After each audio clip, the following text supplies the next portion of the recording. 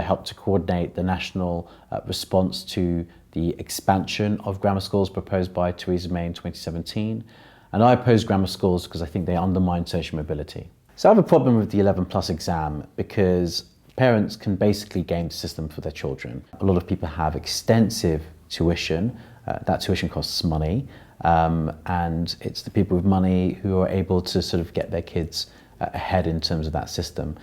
So for me, in any education system, you want to minimize the impact of wealth and money in terms of accessing opportunity. We've got to examine why politicians really like the idea of grammar schools being an accelerator for social mobility. In part, it's probably because of some of the stories and personal stories that many politicians have about their own opportunities.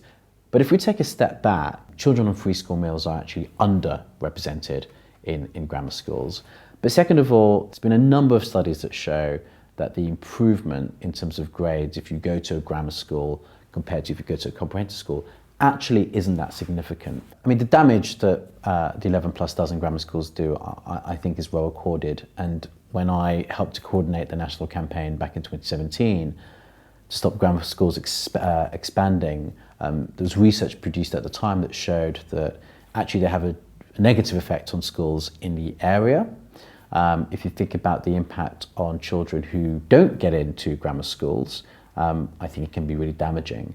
If you think about the draining of resources from a particular area, that's a factor as well. I think schools should be engines of social mixing. If we look at the big challenges we have, we're struggling to see the humanity in people who may not look like us or come from our backgrounds.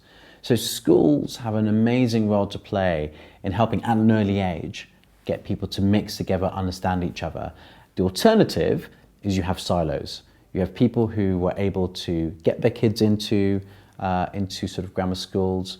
Those kids probably will go to universities, which themselves might be quite selective.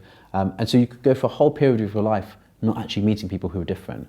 And me personally, on a personal note, the first time I sort of met people who came from a different background, I went to a comprehensive school, wasn't until university I met people who went to private schools or who came from different parts of the country.